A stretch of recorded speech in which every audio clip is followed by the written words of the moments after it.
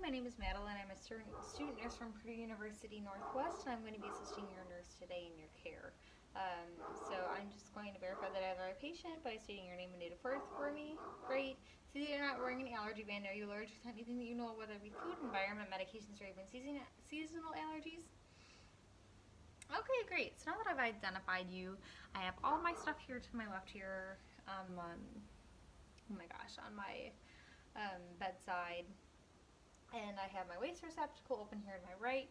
Curtains are closed, doors closed to ensure your privacy. So we are going to begin. I've already assessed you for your non-pharmacologic interventions. We've already taken care of those for you. And then also doc prescribed you some medication just to help you get through this a little better, because it can be a little bit of a painful dressing change. So you're okay right now. Pain scale is at a 1, which you said earlier, which is awesome.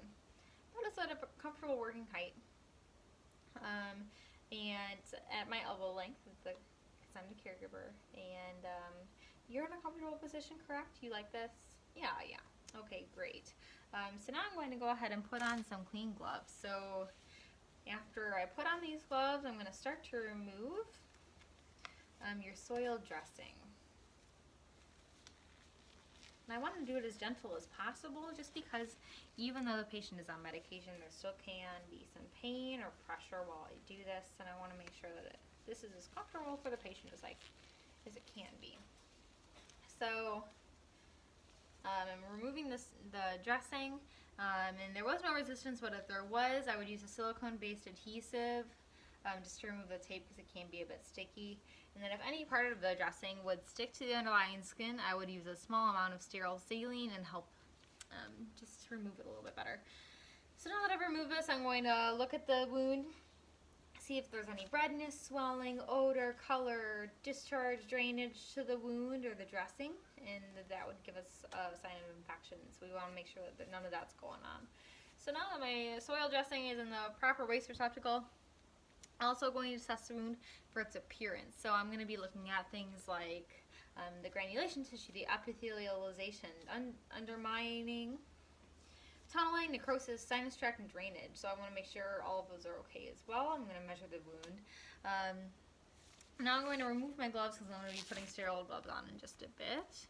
And they're in the receptacle down there. Using sterile technique, I'm opening the supplies and dressings, placing this fine mesh gauze into the basin, and poured the ordered solution over the mesh to saturate it. So now I'm going to put on my sterile gloves over here. Using sterile technique, using my left hand to grasp the cuff of my dominant hand to put on this glove. And now I have my dominant hand, and I'm scooping under the cuff, as you can see here. See, scooped under, but I didn't touch that.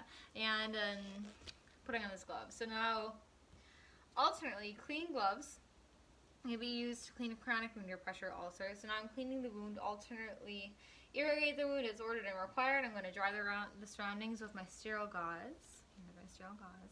And I'm going to apply a skin protectant to the surrounding skin if needed. If not already, I'm going to put on sterile gloves, squeeze the excess fluid from the gauze dressing, unfold, and fluff the dressing. So now I'm going to gently press and loosely pack the moistened gauze into the wound here.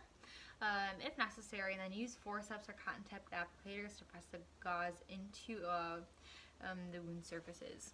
So I'm going to apply several dry sterile gauze pads over the wet gauze. Place the EBD over the gauze. Now I'm going to remove and discard my gloves. And I'm going to apply tape, Montgomery straps, or roller gauze to secure the dressing here. Ultimately, many commercial wound products are self-adhesive and don't require additional tape, but just in case. So after securing the dressing, I'm going to label the dressing with the date and time.